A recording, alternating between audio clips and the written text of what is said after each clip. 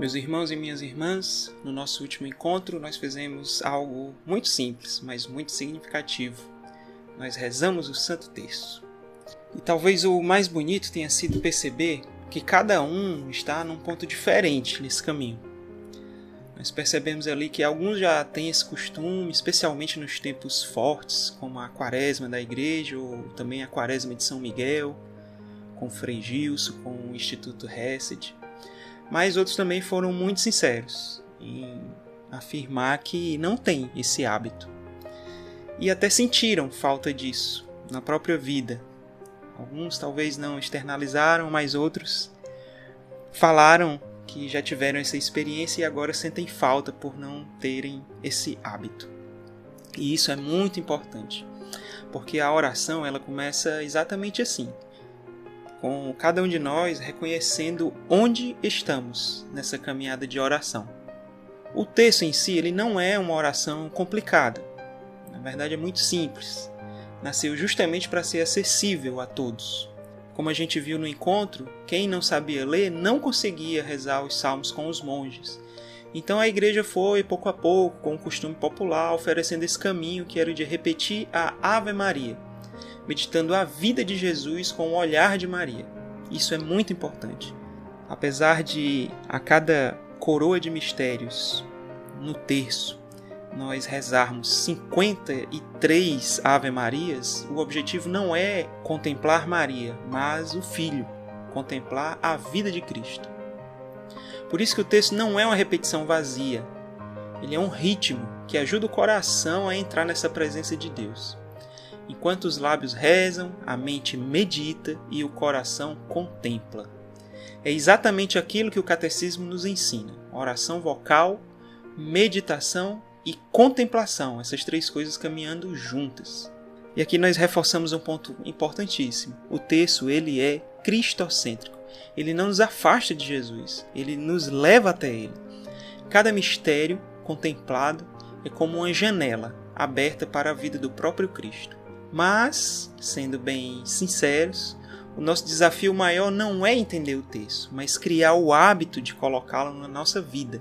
Muitos disseram que conseguem até rezar em tempos específicos, mas que têm dificuldade em manter essa rotina ao longo do ano. Isso é normal. A vida é corrida, o cansaço chega, o sono bate e a oração acaba ficando para depois.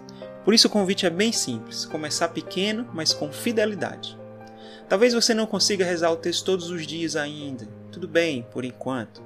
Mas escolha um dia na semana, defina um horário, seja fiel. E se possível, tente dar um passo a mais, rezar em família.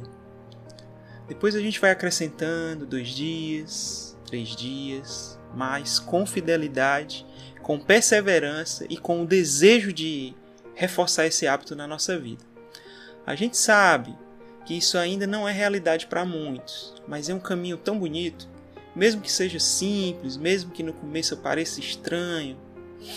A oração em família ela transforma o ambiente da casa. Outro ponto que apareceu, mesmo que de forma rápida, foi a questão das indulgências. A igreja como mãe, ela nos ensina que certas práticas de oração, desde que sejam feitas com fé e nas condições necessárias, elas trazem graças especiais, inclusive a indulgência plenária. O texto rezado em comunidade, em família ou na igreja, como fizemos ontem, é uma dessas práticas. Não como recompensa mágica, mas como expressão da misericórdia de Deus que quer nos santificar por meio da sua igreja.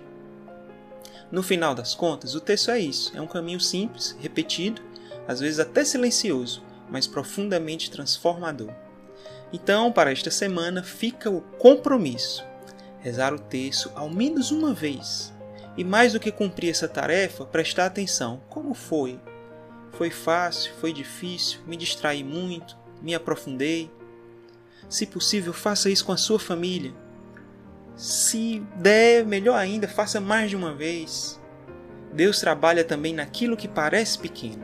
Com o tempo, aquilo que hoje é esforço pode se tornar uma necessidade e depois uma alegria, uma enorme alegria.